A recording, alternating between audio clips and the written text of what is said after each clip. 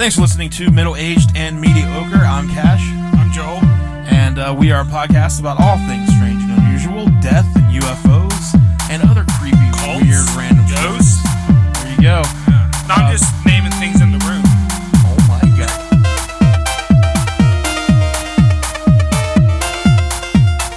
There's a cult of ghosts.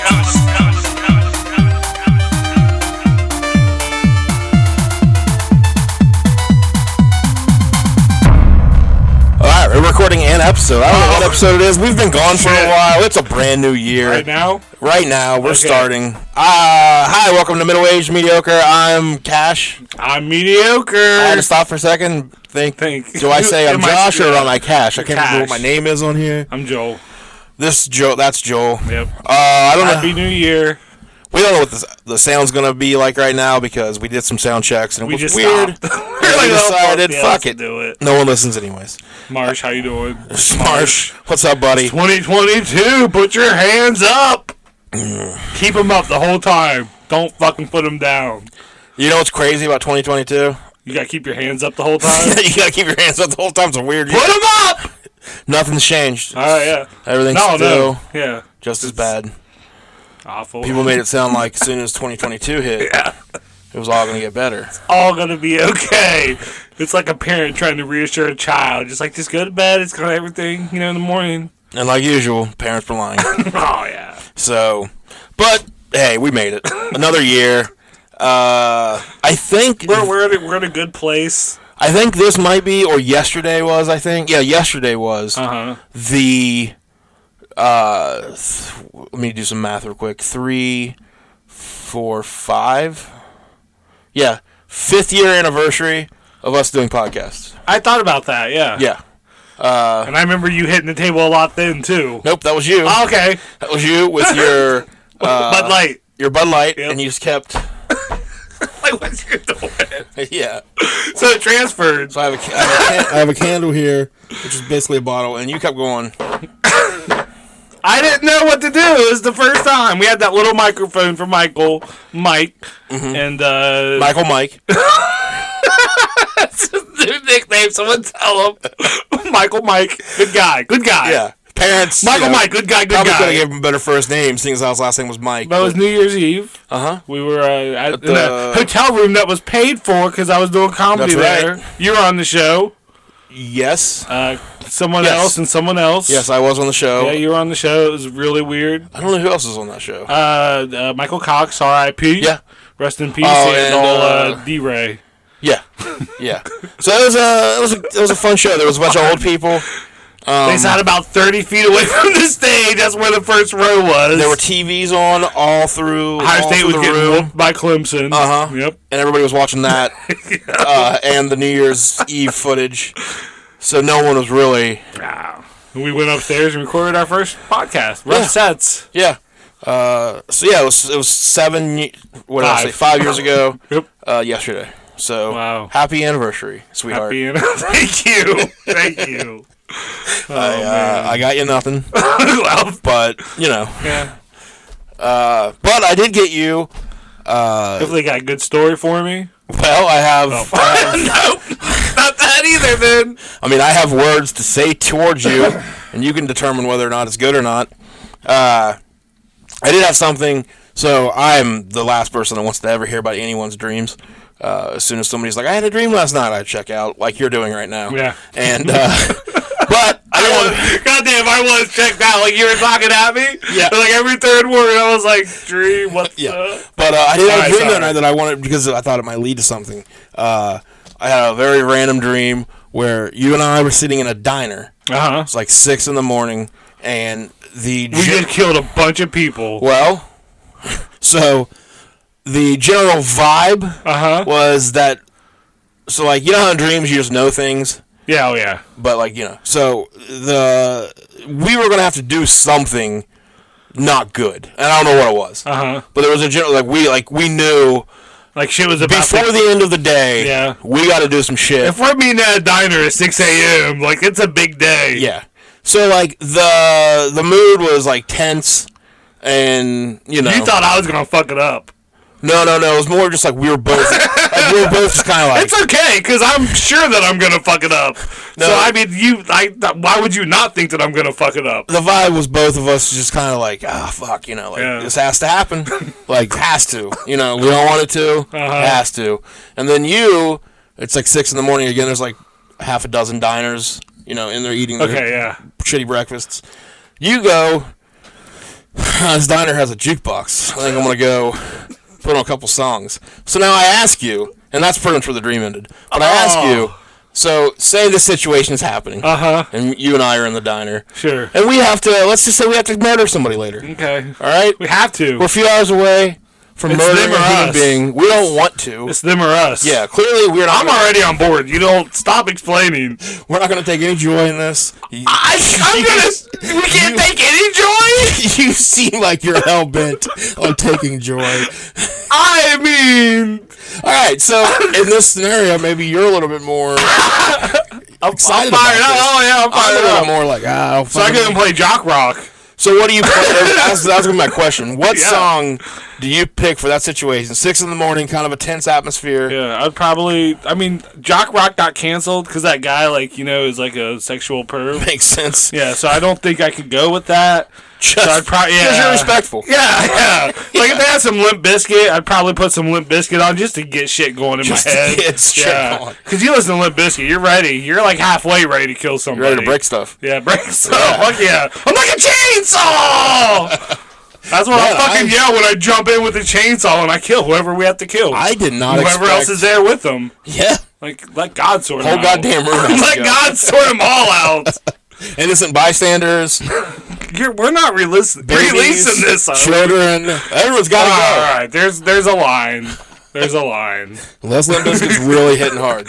Once I get all the rest, I go to where the line is, and I get them. Yeah. Yeah, I did not expect this conversation to lead to you being super excited about the murder. This is the most excited I've been in a while. All year. I lit up, man.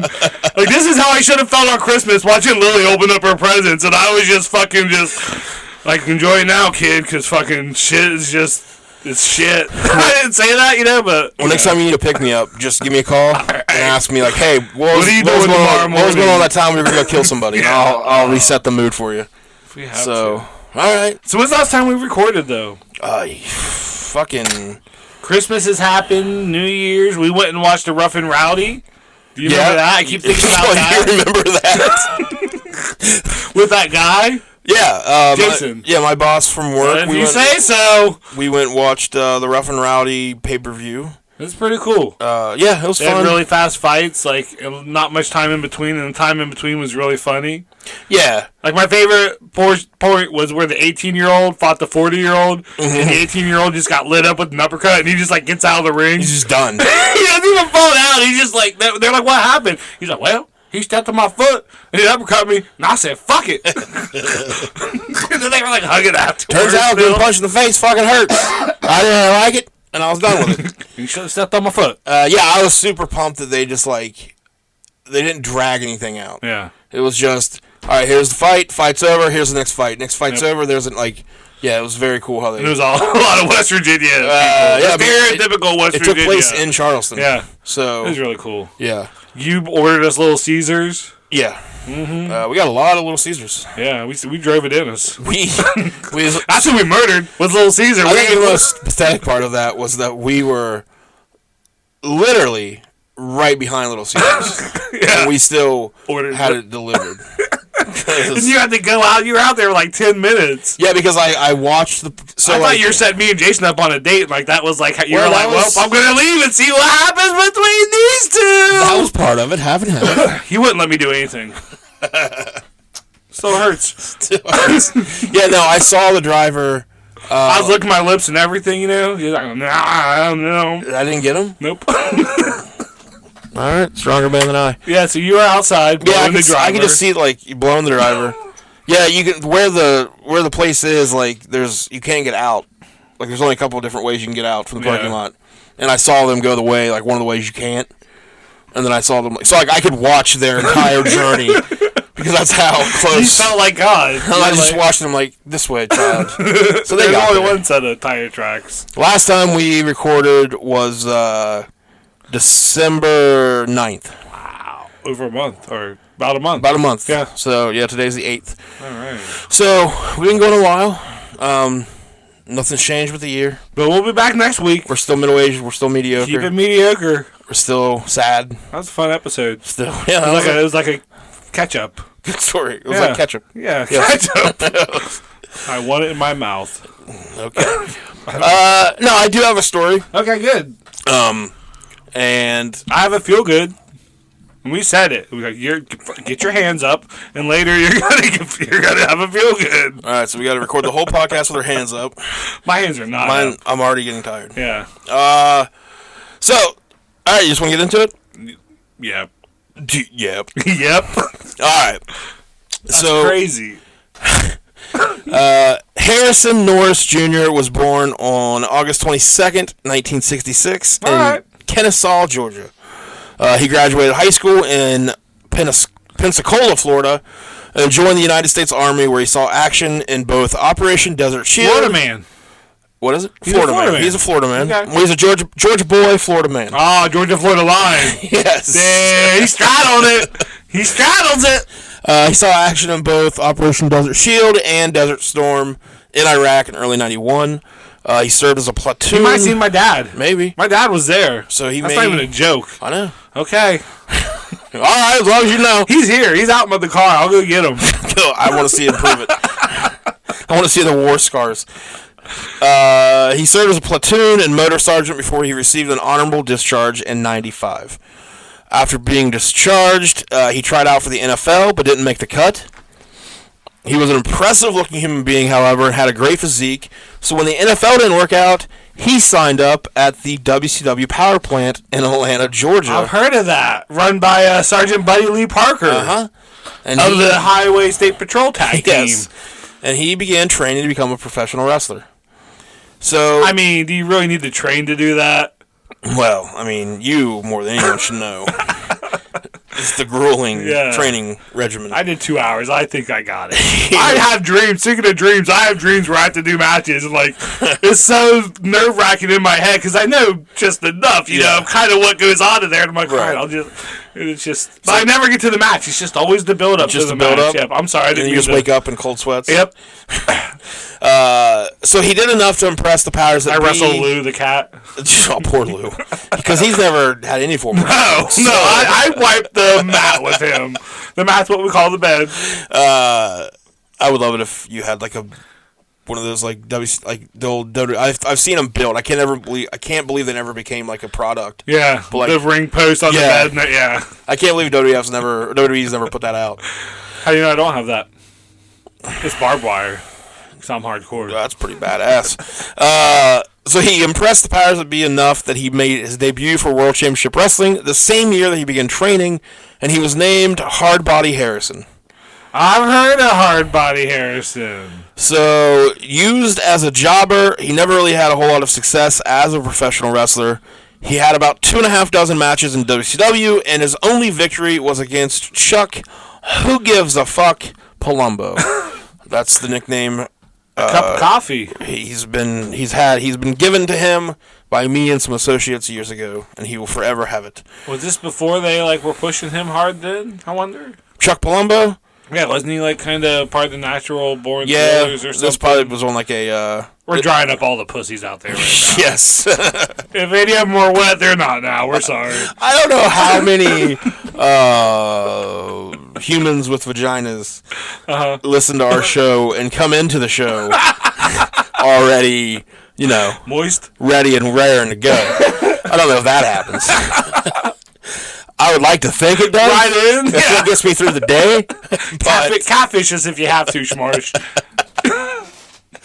All right. Oh, great. Now I got to start looking out for that shit. So he was talented in the ring and looked great. But he beat Chuck Palumbo. He beat Chuck Palumbo once. But he clashed with other wrestlers backstage, and his mouth got him in trouble all the time, said Alan Funk, who wrestled, of course, as... Alan Funk wrestled as... in WCW? Fucking Too Cold Scorpio. Nope, towards like the end of WCW's. It was like the last few years. Adam Funk. Yeah, Alan Funk was I have no fucking idea. Kwee-wee. Kwee-wee. Remember him? Yeah, I do. Yep, he was like started out. He was like the makeup artist or something like that in the back for one of the women. The artist formerly known as Prince Ikea. It's Prince Ikea. Yeah, yeah, it's getting drier and drier. But there's some dudes out there just boning the fuck up. Yes. Yeah, tell me about that Kwee-wee. Prince Ikea. So he went on, he said that he was an awesome worker, though, always made his opponent look good, he just couldn't keep his mouth shut. To go along with his poor attitude, his reputation backstage hinted at a more sinister side hustle. A domineering, compulsive agitator with a violent temper and a warped sense of right and wrong was how a few people described old Hardbody Harrison. This was a guy who was prone to committing professional... Can I take the nickname? Hardbody? Yeah. Yeah, you can be Hardbody... Hardbody Gant. Hardbody Gant? I think I like that. HBG. HBG, all right. Cool. Hardbody Gant. All right, keep going, I'm sorry. There it is.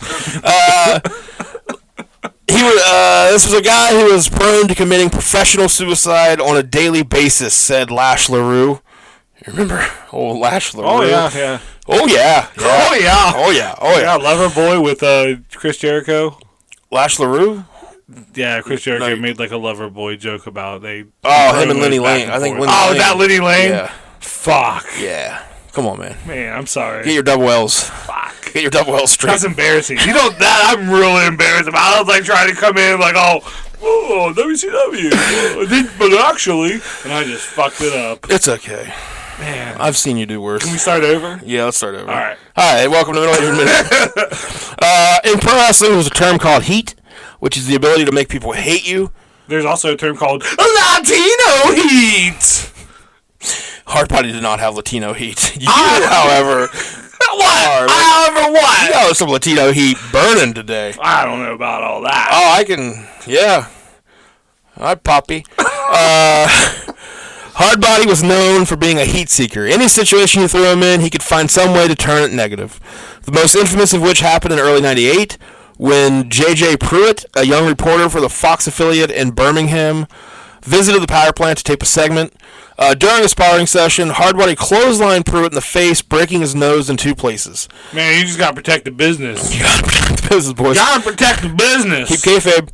The last thing I remember Hardbody saying after I've turned over and there's... Watch the clothesline, kid. There's blood all over the place is, you're getting blood all over the mat, get up and go to the bathroom, says Pruitt. Don't make a scene. Who says he now suffers from sleep apnea and had a second surgery on the nose in October 2007. I don't think he felt bad about it. The thing is, no, he did not, J.J. Pruitt. He did not give a fuck. Hardbody? Harrison, not me. The other Hardbody. Yes, he did not Harrison. feel bad about it. No, so as someone who has done a lot of of wrestling training and been in a lot of... Yeah, that's dirty. No, we don't give a shit. Like, sorry, if you want to become a professional wrestler, getting clothesline in the face... So what about a reporter? Are you cool with a reporter getting... Because he didn't really sign up. They're going to get it tenfold. Yeah. You have to. Yeah. Because you don't want to go on by and be like, I could barely feel that clothesline. Exactly. Yeah, if you... So... I thought he had a feather in his arm. So just a heads up out there.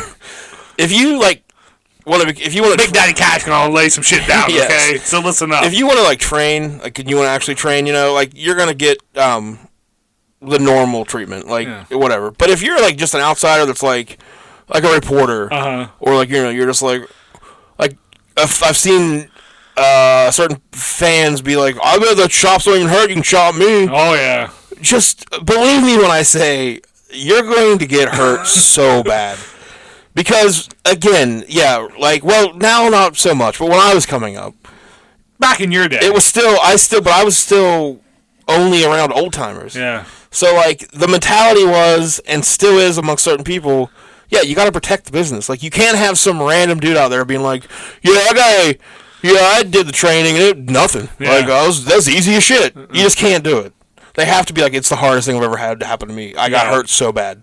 See people that really want it. Yeah. If I could give one piece of advice to anyone wanting to get into it, is go in really cocky. That's what really helps. Yeah. Oh, yeah. The cockier, the better. I mean, it will not give the guys doing the training a giant boner. Not at all. Our eyes don't light up, and we don't go, oh, we're going to fuck this kid up. Go cocky. So go cocky, yes. Hardbody Gant. You heard it from Hardbody Gant. Be cocky. So anyways, never doing anything more than putting other guys over on WCW C and D shows like Worldwide and Saturday Night.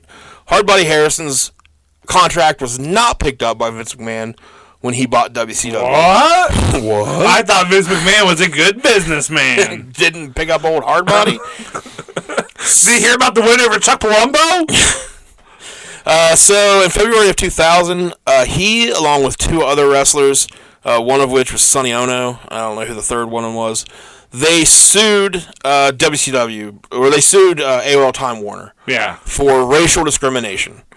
It was widely considered a reach since the company was in absolute disarray when the suit was filed.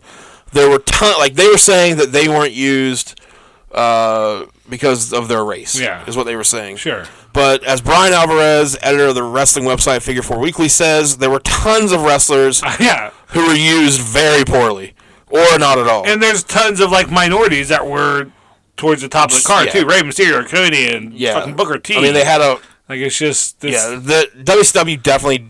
Well, they didn't seem to have an issue when it came to race. Yeah. So I don't. Yeah, I think there's a whole lot of merit there. Virgil. He says that, he watched every single WCW show and would sit there and go, why aren't they using this person better? He says he never thought that about Hardbody Harrison, though. Never once was he like, why is Hardbody not getting the opportunities?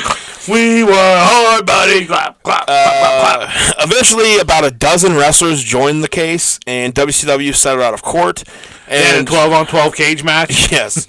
And Norris, he reportedly received over $1 million from the lawsuit. Dang. That's some go-away money right there. So he had some other gigs after WCW. He was on an FX show called it was Tough Man. Okay. So I'm assuming kind of like the Tough Man that happens around here. FX struggled. They had a lot of shows before they really hit their stride. Before Ultimate Fighter kind of hit for him. And Always Sunny too, yeah. Or Spike. Oh, it was Spike, yeah. Yeah, FX did struggle there. Always Sunny, though, really kind of helped FX. Right. Well, they had Sons of Anarchy. Yeah. The Shield. Yep. Yeah, Shield was good. Shield was probably what really started getting people to watch. I don't remember the Tough Man program at all. But I think he won it. I'm pretty sure he won that, whatever the contest was. Hard bodies are winners, okay?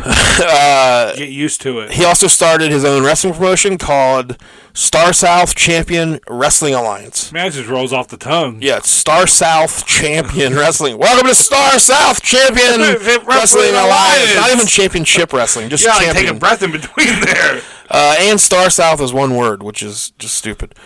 Most of the hard body, you're dumb. So now most of the people that he used, that he trained in his promotion, were female. So that's going to lead us into the next chapter of Hardbody's life. All right. So Michelle Acuff, I think is her name, a 6-foot-tall, 20-year-old with olive skin, due to her Sicilian descent, was walking to her job at a Waffle House when old Hardbody Harrison pulled over in a Navy Cadillac, asking if she needed a ride. He told her all about Star South Champion Wrestling Alliance,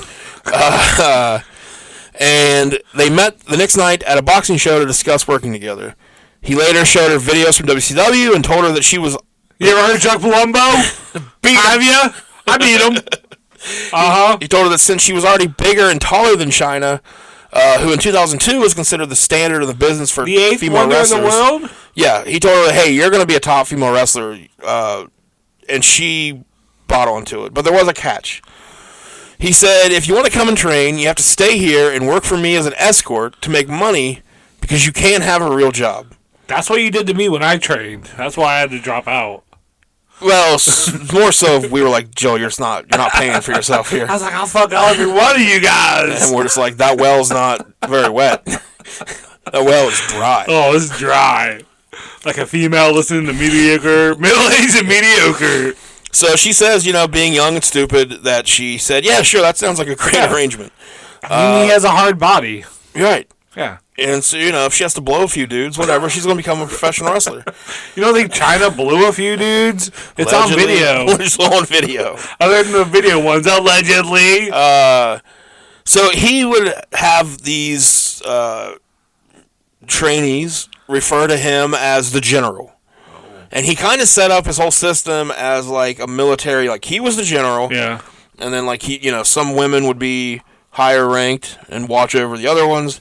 He had like partners, like guys, like be like his lieutenants, and they would do some of the shit. So, it was he had great structure. She described it as a cult-like atmosphere. He would use intimidation and mind control. He encouraged teamwork, though. Setting goals. Everyone felt great because we were losing weight together, looking good, and fitting into smaller clothes, she says. But he would also make sure he always told them, that if it wasn't for him, they'd be nothing right now. Don't forget that. Yeah. So, during his sentencing, actually, because the spoiler alert does not go well for him, the U.S. District Judge... Wait, sentencing for what? What? So we'll get to it. Okay. So... did I black basically, out? things go bad. So...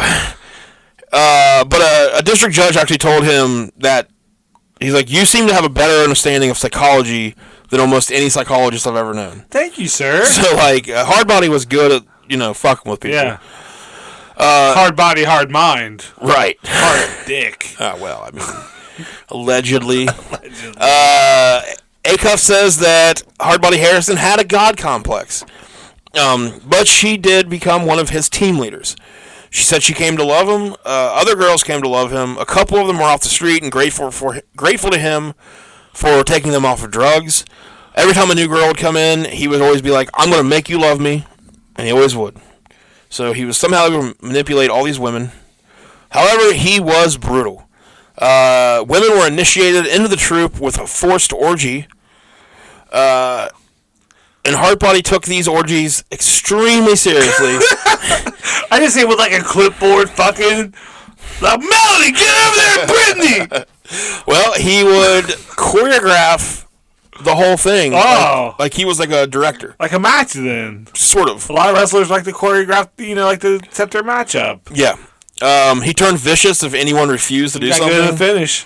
One woman was sexually assaulted with dildos after refusing to do something.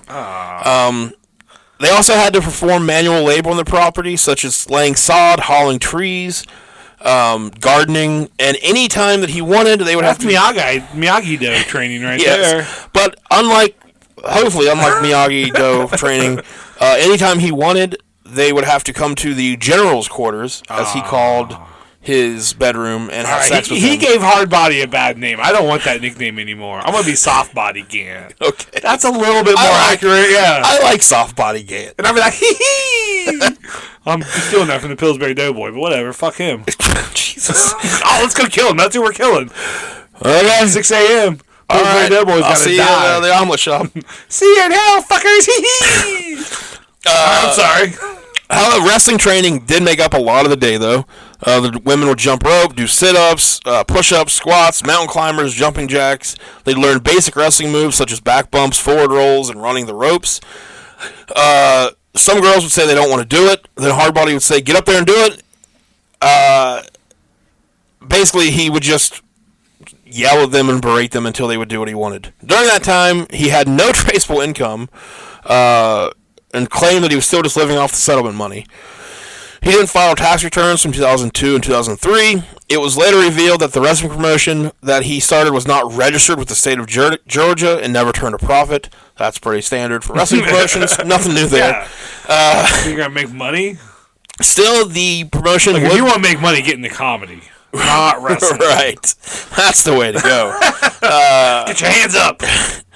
The independent wrestling organization did put on events featuring a lot of well-known former WWE and WCW stars. Star South Wrestling Promotion Alliance? Star South Champion Wrestling Association. Wrestling something. But, a lot of workers and all said he was a great promoter, actually. He said you could come in and, lose your ass. He could lose his whole ass, on the show, not make anything, not be able to pay you. and all this stuff, but then still he was able to somehow talk you into coming back for the next one. Like, he was just very manipulative. One show in Florida was particularly memorable. Upon arriving at the hotel, Hardbody announced that there were 2 rooms for the male wrestlers. Their wives and the female wrestlers would sleep in his king-size bed. Oh! Some refused, others didn't. Some of the wives left their husbands for him, says one of the women whose fiance was on the card at the time. So damn, he shows up. Yeah, all your wives come with me if you want to be on this show. And some of the guys are like, yeah, sure. Yeah, I really want to go out there and wrestle. Thank you so much for letting me, for fucking my wife and letting me wrestle. Yeah. Take my wife, please. I take her.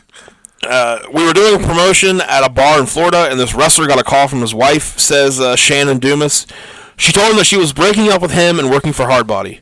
What it meant was that she was becoming a prostitute.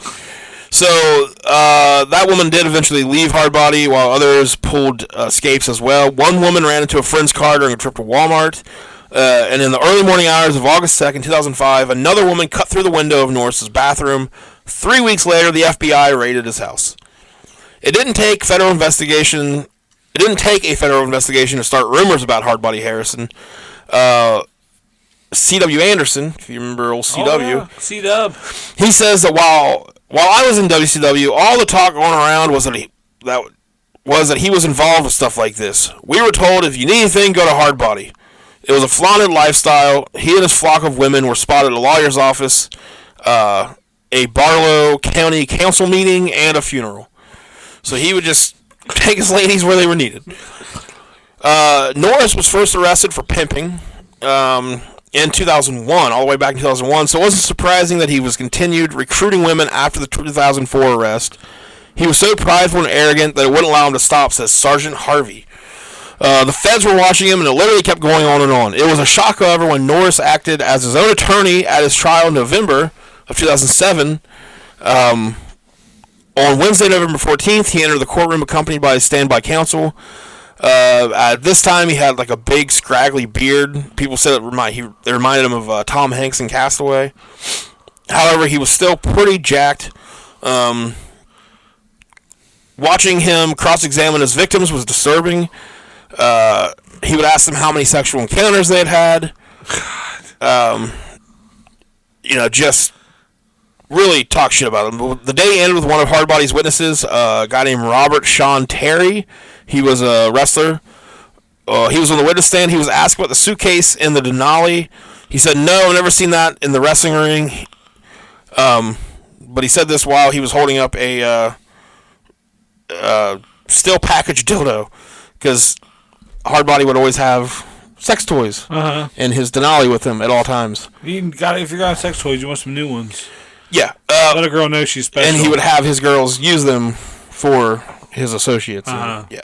So on November 21st, the day before Thanksgiving, Harrison Norris Jr. was convicted on 24 counts, including forced labor, sexual trafficking, aggravated sexual assault, witness tampering, and obstruction.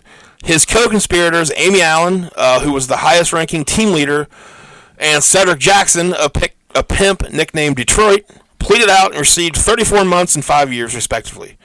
Norris was prosecuted under the Trafficking Victims Protection Act of 2000 and sentenced to a life in prison. Damn! Yeah. He plans to appeal the case. So far, life in prison seems to be taking its toll on him. He says that they deny him a lot of his rights. He says he's gained about 12 pounds. Yeah, that's the point, asshole. Like, fucking... Yeah, you forfeited your rights. It's not summer camp. Oh, man, they don't even let me fucking pimp hoes. So, they, let me see. Yeah, so, like, the main reason I wanted to bring up the story was, so, he used tons of manipulation, like, on these women, like, making sure they were, a lot of them were former drug users. Mm-hmm. He would be able to hold that over them, like, if without him, what kind of life they're going to go back to. Now, as somebody that ran a wrestling school, I have, like, a weird perspective on that. Like, I'm able to have a perspective on this. You meet people that becoming a professional wrestler is their dream. Yeah. They'll do fucking, I mean, like, They'll give up their wives. But no, like they'll go through like tons of fucking back bumps and just pain and shit like that. So people are willing to do anything. You get these girls that are like, I can't imagine the shit he did, and was able to hold over them. Yeah. Like I just can't. Just that little bit of like power I was able to have over as being like a trainer. Yeah. And you get people to like take back bump after back bump and like they start trusting with your body. Yeah. So these women had nothing. You missed else all to those do. opportunities. Is that what you're saying? Yes. Starting to regret it? Too late now, buddy. That's exactly what I'm saying. So, yeah, Hardbody Harrison. Piece of shit. A real piece of shit in professional wrestling, outside of professional wrestling. I thought it was very, I forgot all about him. I've heard his name a couple times, but always he was arrested, and I didn't realize the extent of it. He always wore, do you remember his ring gear at all? Like, just jeans or something? I don't know. No, he would wear his gear. It was the dumbest looking thing ever. It was one full length. Oh, yeah. Leg, yeah. And then one that stopped like a trunk. Uh-huh. Yeah, it was always some of the dumbest gear ever. But yeah, that's the story of old Hardbody Harrison. Sex trafficker. All around. Over Chuck Palumbo. Chuck Palumbo has to live with that. Is he still alive? Oh, yeah. Okay. I saw him when he was doing his biker gimmick in Charleston with the WWE. Oh, yeah. Mm-hmm. Well, that was like 15 years ago, yeah, so Davey he may Noble. be dead by now. I would have known. 411. You get the Chuck Palumbo newsletter. Oh, yeah. Yeah. I mean, I'm president of the fan club. When he took that loss to Hardbody, it was tough. It was a tough day. Yeah, I mean, it would have been on a WCW Saturday night or a main event, too. So it was like real tough that you didn't even really get to see it. All those people at Disney, they couldn't believe it. Yes. So you got a feel good for us? I don't know. What if I don't? Well, I'm sure you can make up something. Just make up a feel good right now.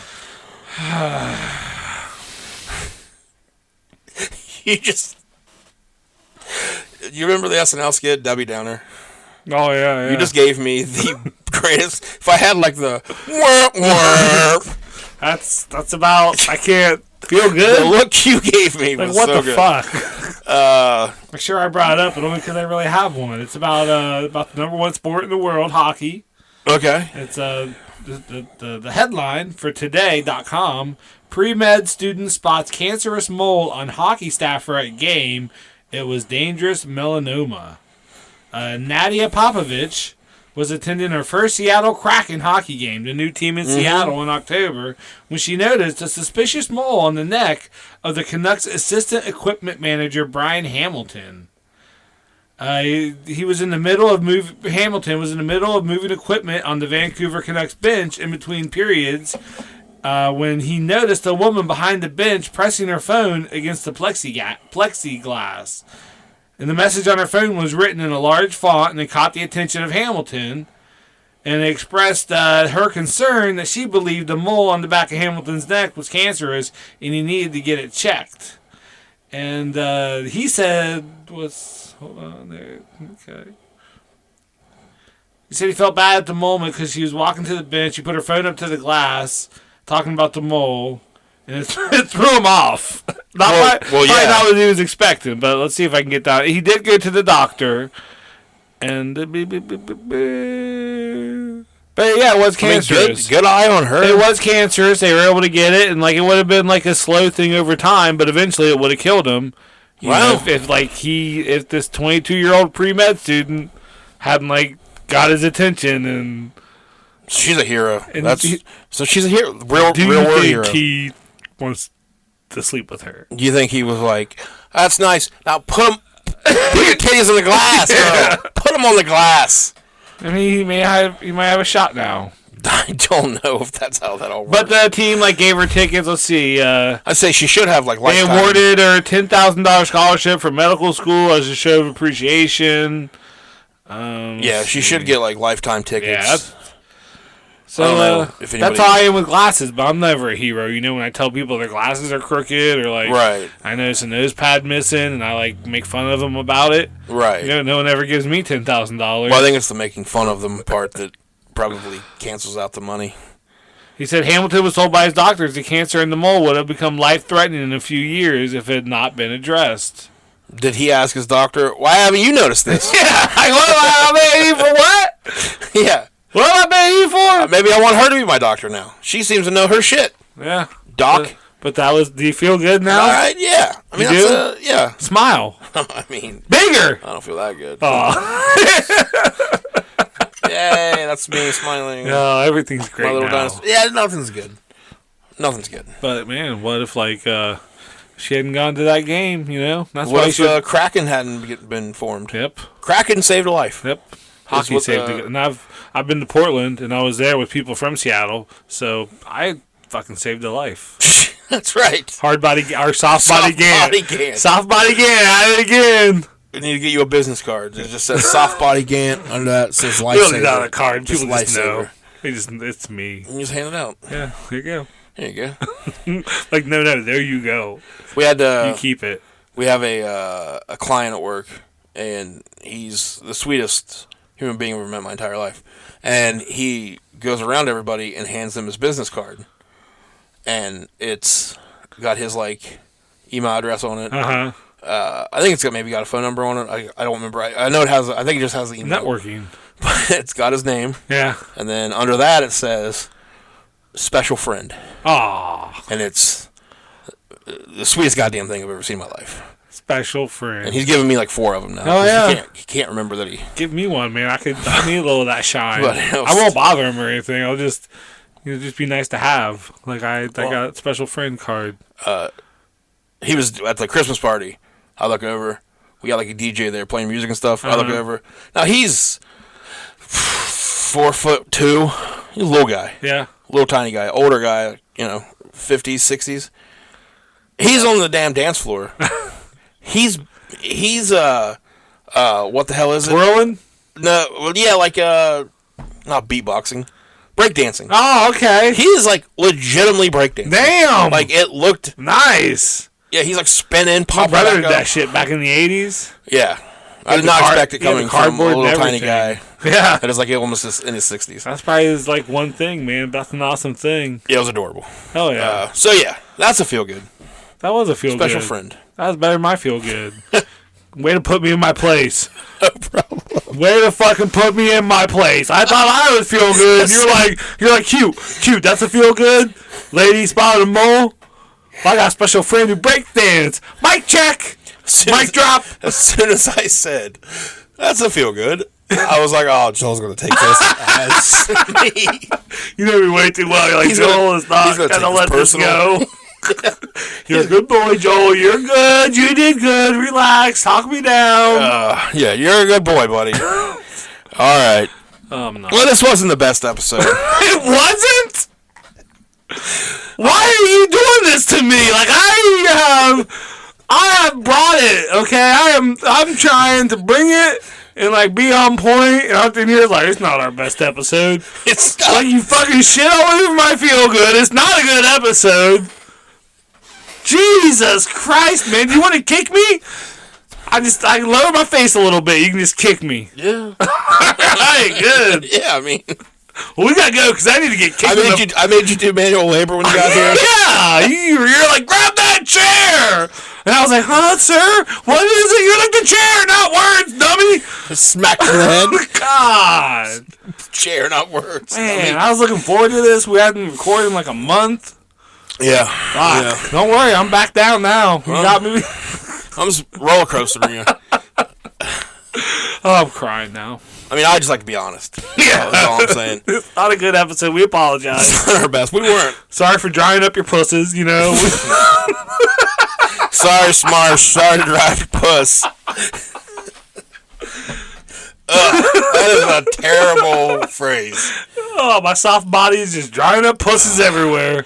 I hate it. Nationwide. All worldwide. Right. We're calling it. We'll try better next time. Of death. Maybe, I don't know. We'll try. We'll put this could get us canceled. It's way worse when you have a whole month to prepare. Yeah. Because you have that whole month. You're just like, oh, fucking get to it. And I looked that story up like the day we were supposed to record. We couldn't record Thursday because of the snow. Yeah. Yeah, we did have a bit of a downfall of snow. And you were like, don't risk your life, Joel. Yeah. I was like, Joel. Stay alive. You have too much to live. You have to live for me. So no, it was shitty. I was coming home, and it was real shitty. So when I got to a red light. I was just like, "Hey, bud." Well, thanks for waiting until you get to the red light. You were like driving like, "This is so shitty. I gotta text Joel." I had to drive. No, I was at a red light, and it's the same red light I hit every day, so I know like how long I have. But yeah, I was like, well, if it's gonna be another 2 hours before Joel comes out in this. And then he's here 4 hours later, yeah. I was like, yeah, this is not going to be good. So I think it was the right call. Thanks, man. So I saved your life. You did. You're welcome. You're the real hero. I'm the real hero here. And that's the real feel good. And we'll end there. Okay. I'm awesome. Love you, buddy. Love you too. You had to think about that. All right, give me that Vader then. Prove it. Nah. All right, bye. Bye.